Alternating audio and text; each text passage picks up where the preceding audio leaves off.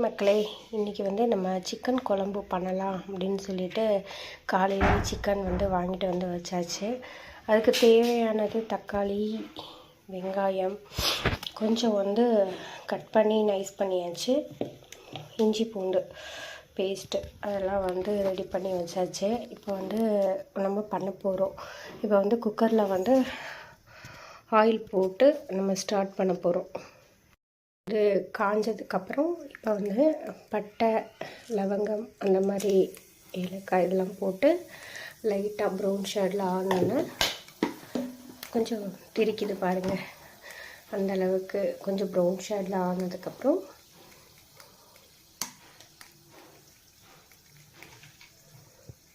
வெங்காயம் போட்டு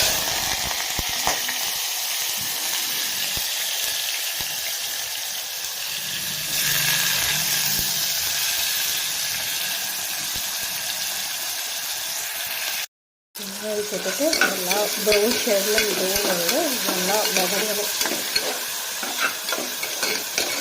நாங்கள் குக்கரில் தான் வைப்போம். ஒரு 2-3 விசில் வந்ததுக்கப்புறம் சிக்கன் நல்லா வெந்துடும். அது ஈஸியாக இருக்கும் நம்மளுக்கு. அதுவே நம்ம எனக்கு பெரிய பாத்திரத்தில் வச்சா கொஞ்சம் லேட் ஆகும் அப்படின்னு சொல்லிட்டு வெங்காயம் கொஞ்சம் லைட்டாக ப்ரௌன் ஷேடில் ஆனதுக்கப்புறம்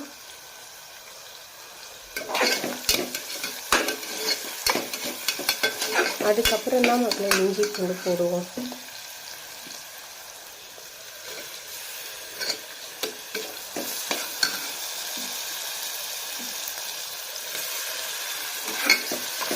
இஞ்சி பூண்டு தேவைக்களவு நம்ம சிக்கன் எவ்வளோ எடுக்கிறோமோ அந்த அளவுக்கு நம்ம பார்த்து இஞ்சி பூண்டு போடணும்.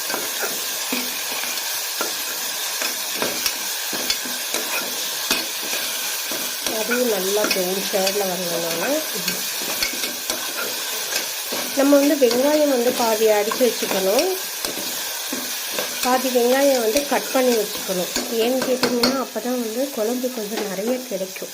இப்போ நம்ம வெங்காயம் கூட அடித்து வச்சாச்சு. இதுவும் அடித்து ரெடி பண்ணியாச்சு. ஏன்னு கேட்டிங்கன்னா அப்போ தான் அந்த கிரேவி நிறையாவே எனக்கு கிடைக்கும்.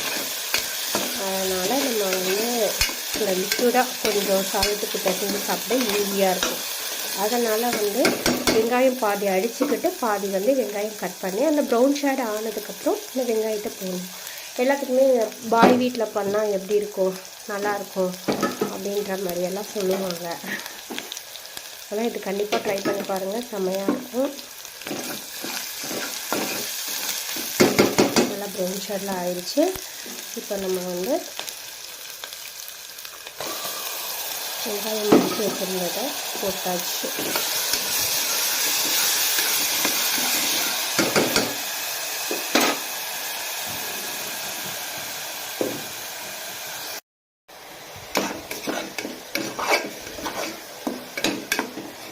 இதுவும் நல்லா எண்ணெய் ஊற்றி நல்லா வதங்கினதுக்கப்புறம்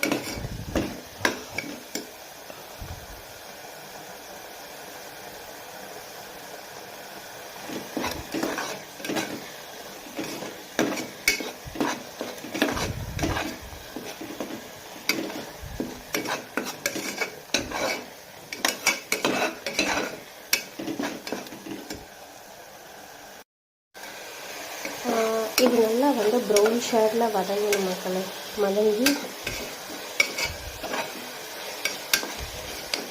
வதங்கினதுக்கப்புறம் நம்ம தக்காளி பேஸ்ட்டு ரெடி பண்ணியிருக்கோம். அதையும் இதில் ஆட் பண்ணணும்.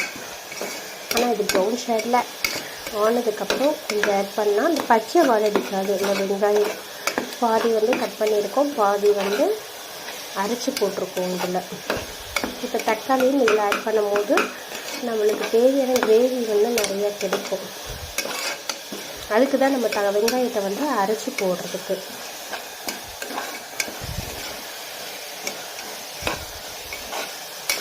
நல்லா வதங்கினதுக்கப்புறம் தக்காளியை போடணும்.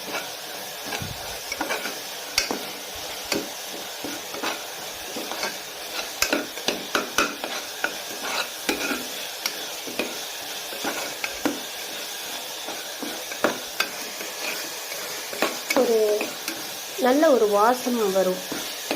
வெங்காயம் வந்து வதங்கும் போதே நல்ல ஒரு வாசம் வந்து வந்துடும், வதங்கிடுச்சு அப்படின்றத வந்து நம்ம இப்போ சொல்லுது. அதுக்காக அந்த வாசம் வரும். அப்போதைக்கு வந்து நம்ம தக்காளியை ஆட் பண்ணலாம்.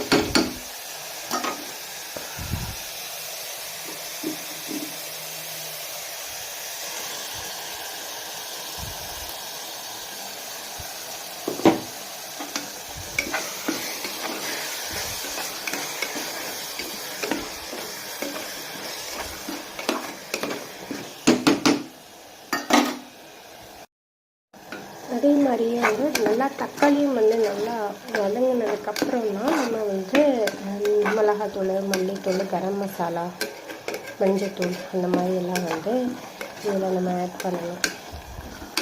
இதுக்கு முன்னாடியே ஆட் பண்ணக்கூடாது. இது வதங்கும் போது தான் அந்த டேஸ்ட்டே நல்லா வந்து இருக்கும்னு சொல்லி கொடுத்துருக்காங்க. அதனால் இது வதங்கினதுக்கப்புறமும் மிளகாத்தூள், மல்லித்தூள் அந்த இதெல்லாம் போடலாம்.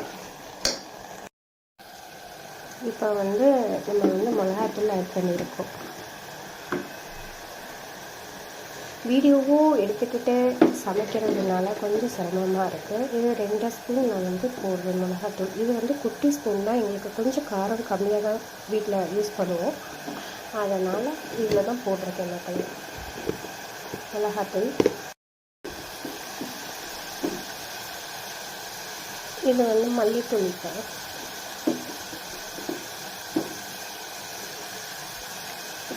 இது மட்டும் கொஞ்சம் எக்ஸ்ட்ரா போடுவோம். 3 ஸ்பூன் போட்டிருக்கேன், 3.5 போட்டிருக்கேன்.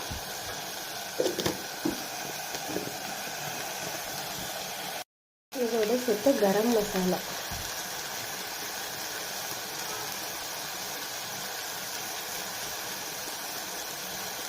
கொஞ்சம் ஒரு அளவுக்கு தேவைக்கு ஏற்றாப்புல ஒரு அதுலேயே ஒரு 2.5 ஸ்பூன் வர மாதிரி நான் அதில் போட்டுட்ருக்கேன். இப்போ வந்து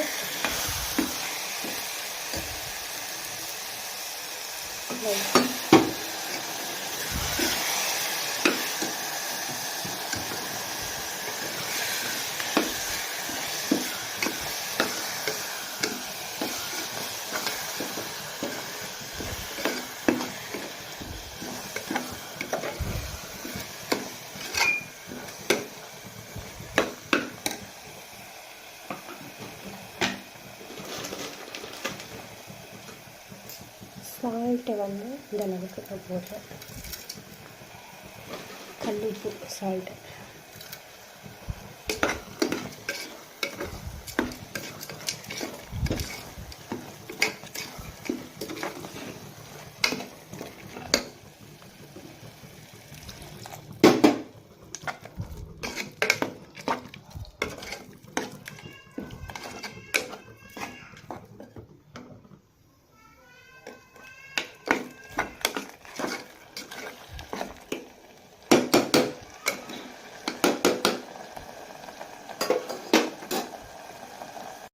கொஞ்சம் தேவையான அளவுக்கு டர்மரிக் பவுடர் போட்டோன்னா கொஞ்சம் கலர் சேஞ்சஸ் ஆகும்.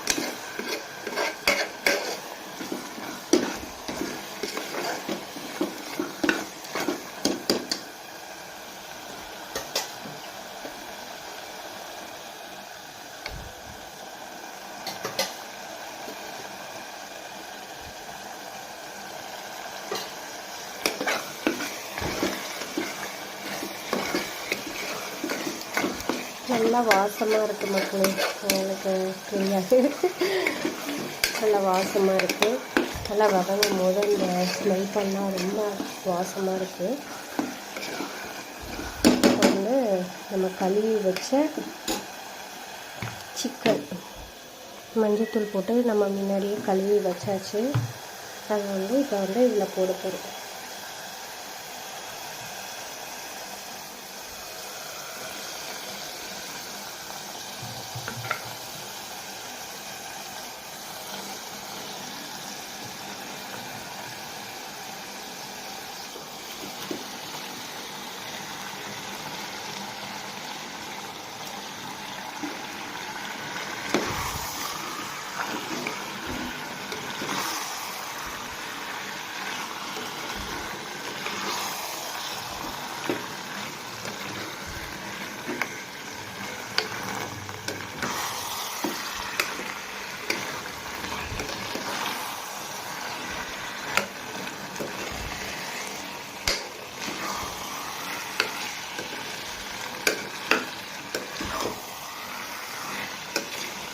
இந்த மாதிரி நீங்கள் கண்டிப்பாக செஞ்சு பாருங்கள்,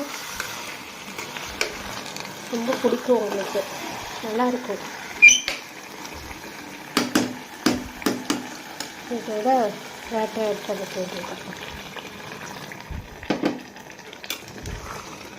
இதுக்கு நான் சாதம் நெய்ச்சோறு வைக்கலாம் அப்படின்ட்டு இருக்கேன் மக்களே.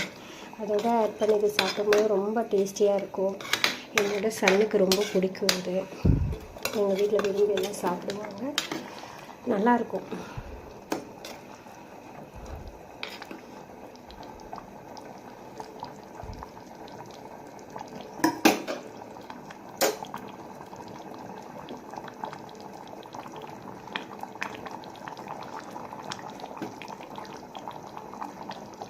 இப்போ இன்னும் கொஞ்சம் தண்ணி ஆட் பண்ணி லாக் பண்ணிடலாம். ஒரு 2 விசில் வந்ததுக்கப்புறம் இதை எடுத்துடலாம் மக்களே. எடுத்தால் கிரேவி பிரமாதமாக ரெடியாக இருக்கும். நான் பண்ணதுக்கப்புறம் உங்களுக்கு காட்டுறேன். அப்படி கொத்தமல்லி கொஞ்சம் ஆட் பண்ணிக்க வேண்டியதான். ஆக்சுவலாக லாஸ்ட்டாக தான் போடணும் கொத்தமல்லி தலை. எப்போவுமே வேகும் போது போடக்கூடாதுன்னு சொல்லுவாங்க. வீடியோக்காக காட்டுறேன். இப்போ கொஞ்சம் போட்டுட்டு இன்னும் கொஞ்சம் எடுத்து வச்சுருக்கோம், அது அப்புறமா போடுறதுக்கு.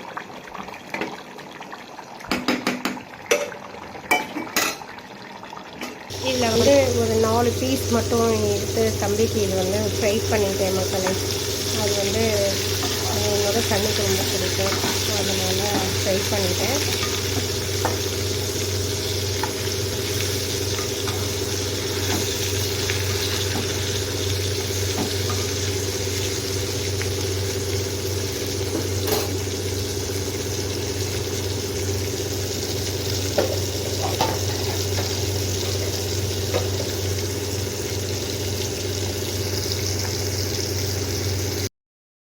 ஃபைனலாக சமைச்சு gravy and chilli chicken fry, நெய்ச்சோறு